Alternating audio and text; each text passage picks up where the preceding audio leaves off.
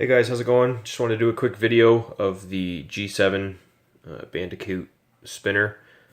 Film this on my phone again, so I'll try to make sure the focus stays pretty crisp. But I had the G5 spinner proto video from a couple months ago, and I had the G7 Bandicoot model, which was basically this exact tool without the pivot in the middle.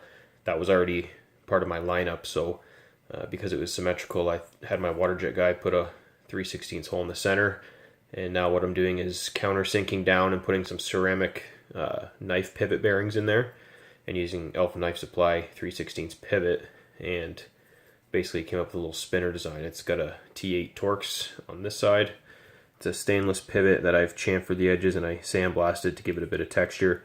And then there's a ceramic bearing on each side in pockets, and then a steel washer between the bearing and the actual surface of the bronze itself. So just wanted to do a quick video on these. This is the mini G7 spinner.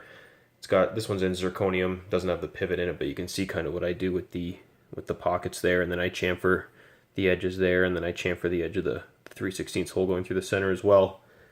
So anyway, I just want to do a quick video. These are not going to spin as well, or nor are they really designed to spin as well as all the spinners you see with like the larger skateboard style bearings in it.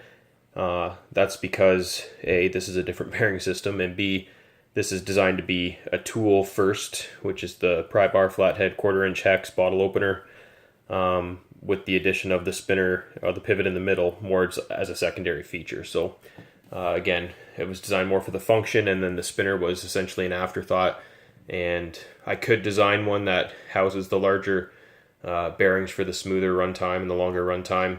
I might do that at some point, but that's not what I'm doing with this one. So the best spin on these is to do like a two-hander, and you can see you do actually get a nice, fairly quiet, smooth spin, and that's just pinching both ends of the pivot. They are hand ground, the pry bar ends, so I try to make sure it's as well ground as I can to allow it to be spun like I just did with just the one finger.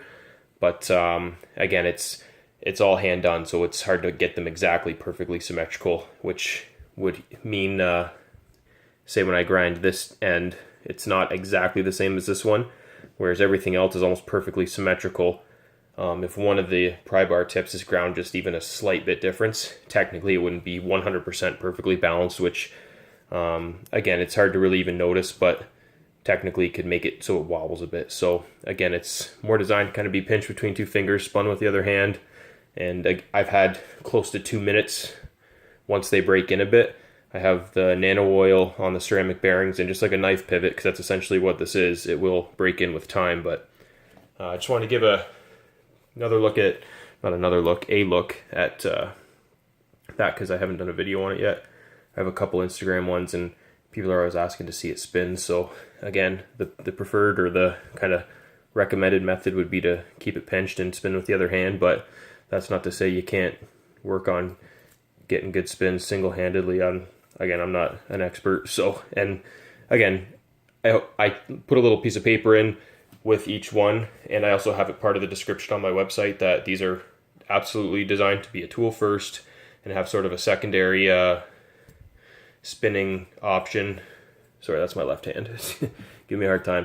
A secondary spinning feature, but definitely not a spinner, or nor will it ever be a spinner like the ones that are the skateboard bearings. So just wanted to clear that up just for anyone who hadn't seen these before. I have a couple of these bronze ones on my site right now, and yeah, anyway, thanks for watching, guys.